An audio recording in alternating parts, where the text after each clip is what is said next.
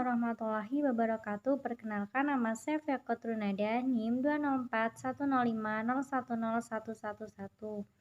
Di sini saya akan menanggapi video kedua dari Bapak Dr. Abdul Wadud Nafis yang berjudul Konsep Dasar Ekonomi Islam.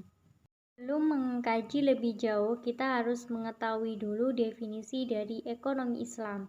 Ekonomi Islam adalah sebuah cabang ilmu yang membahas dan mempelajari tentang perilaku manusia dalam memenuhi kebutuhannya dan memuaskannya fala berdasarkan pada prinsip-prinsip dan nilai-nilai Al-Quran, Sunnah, Ijma' dan Qiyas. Selanjutnya, perbedaan antara ekonomi Islam, kapitalis, dan sosialis.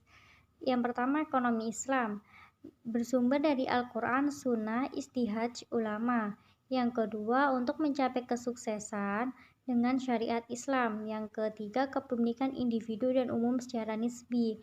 Yang keempat, kesejahteraan jasmani, rohani, dan akal. Yang kelima, mekanisme pasar bekerja menurut maslahah. Yang kedua, kapitalis bersumber dari pengalaman dan pemikiran manusia. Yang kedua, untuk mencapai manusia bebas dan melahirkan monopolis. Yang ketiga, kepemilikan individu bebas. Yang keempat, kesejahteraan jasmani belaka. Yang kelima, mekanisme pasar dibiarkan berjalan sendiri. Yang ketiga, sosialis. Yang pertama, bersumber dari pengalaman dan pemikiran manusia. Yang kedua, tidak ada kompetisi karena semua diatur oleh pemerintah dan pusat. Yang ketiga, tidak memiliki kepemilikan, semuanya milik umum.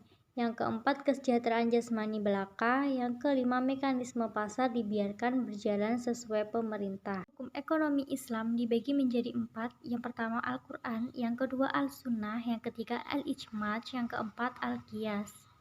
Ini ada prinsip-prinsip ekonomi, yaitu ada 3, maisir, goror, dan riba. Yang pertama, maisir adalah memperoleh sesuatu dengan sangat mudah tanpa kerja keras atau mendapatkan keuntungan tanpa bekerja. Yang kedua, goror. Goror ini adalah keraguan, tipuan, atau tindakan yang bertujuan untuk kerugian orang lain. Yang ketiga, riba. Riba adalah menetapkan bunga atau melebihkan jumlah pinjaman saat pengembalian berdasarkan persentase dari jumlah pinjaman pokok yang dibebankan kepada peminjam. Karakteristik ekonomi Islam.